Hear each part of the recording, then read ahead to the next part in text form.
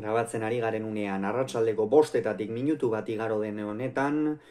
gaur hasiko diren binakako txapelketa nagusiko playoffen atarikoa eta pronostikoak egingo ditugu lehen fase luzearen ostean, gogoratuko du nola geratu zen sailkapena, Ezkurdia eta Rezusta izan ziren lider lehen fase horretan 10 punturekin, 9 punturekin Laso eta Iztueta geratu ziren, eta honen bestez bi bikote horiek izango dira hurrengo fasean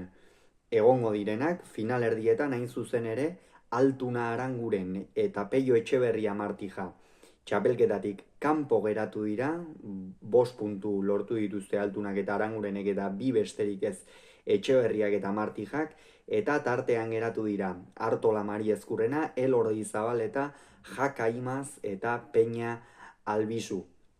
Honen bestez, horrelaxe izango da playoffetako formatua, gaur Tolosako Beotibar pilotalekuan Artolak eta Mari Ezkurrenak, hau da, 3. sailkatuek Elordi eta Zabaletaren 4. sailkatuen aurka jokatuko dute.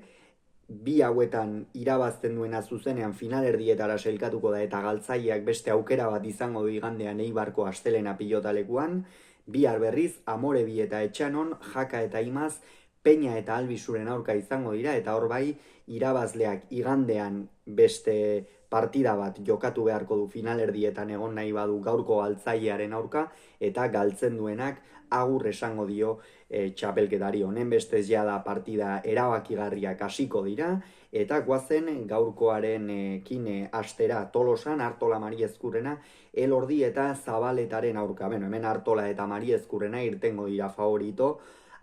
Jose Javier Zabaleta azken partida hauetan ez da bat ere fin ibili, lehen da biziko hasieratik asko kosta zaio, eta esango nuke txapelketa amaiera luze egin zaiola, eta zorionez behintzat lortu zuten euren zorionerako lortu zuten jada playoffetarako txartel hori nahiko aspaldian, eta horrek noski lasaitasuna emango zien. Elordi ere estabil bat ere fin, tantoa amaitzea ikeragarri kostatzen zaio, eta defentsan ere kamutsa mardabil, eta beraz Elordi eta Zabaleta playoffetako norgehiagoka honek ez ditu punturik onenean harrapatzen.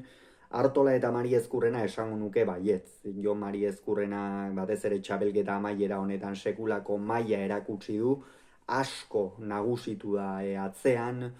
kolpe bizia, pilota arrotuz, eta Iñaki Artolak aurrekoan egia da, ez zuela jokatu, baina esango nuke baita ere puntu oso honean harrapatu duela txapelketak, batez ere naiz eta arazoak eduki gerora jokatu duenean erantzun ona eman duelako gehienetan, eta horrek noski konfiantza emango dio Aleiarari. Aurrean gainera Elordiri jokatzeko eta kolpe biziagoa duen pilotaria da Artola, amaitzen ere askoz hobeto ari da, eta aurreko kuadro horietan ibiltzeaz gain Iñakik ere kolpe luzeagoa du Elordik baino, eta hor Zabaleta ere asko behartu dezake, eta gero ezker horman pilota sartu ezkero aurrean abaguneak etorriko zaizkio Artolari. Horregatik, lehen partida honetan Artola eta Mari Ezkurrena irtengo dira favorito, eta bi Amorebi eta Etxanon, Jaka eta Imaz Peña eta Albizuren aurka. Hemen Jaka eta Imaz irtengo dira favorito, egia da lehengoan, eta ez da askotan erraza izaten, norgehiagoka erabakigarria zen hilala bizikoa, eta Peñak eta Albizuk gaitzeko partida esango nuke txapelketan azkenerako partida on batzuk jokatu dituzte, baina aurrekoan ikeragarri jokatu zuten. Pentsa Jokin Altuna lauean usteko asko jokatu beharra dago, Jon Ander Albizuk batez ere atzeko kuadroetan sekulako bermea erakutsi zuen, baina ez bermea bakarrik, baizik eta pilota ikeragarri luzatuz, errebotean 4 pilota uste du sartu zituela, eta bere garairik onenetako Albizu ikusi genuen inolako zalantzari gabe, eta aurrean Peña ere oso zur, pilota luzatzen, Jokin Altunari aurrean jokatu gabe, eta hori oso ongi egin zuen, baina Jaka ere ongi ikusten dut, eta Imaz atseden hartuta iritsiko da norgehiagoka honetara. Imazek egia da ez duela txapelketarik erregularrena egin, baina halako partidetan beti hazi egiten dela esango nuke, ikeragarri jokatzen du halako partidetan, eta ea gaurkoan zer bihar zer gertatzen den, baina horixe aurrean Erikek eta Jon Anderrek biek ala biek amaitzeko gaitasun handia daukate, behar bada Jakak handiago erakutsi du txapelketa honetan, defentsan ere fin dabil Lizartzarra, eta horregatik Jaka eta Imaz. Eta honen bestez, iganderako Elordi Zabaleta Peña Albizu,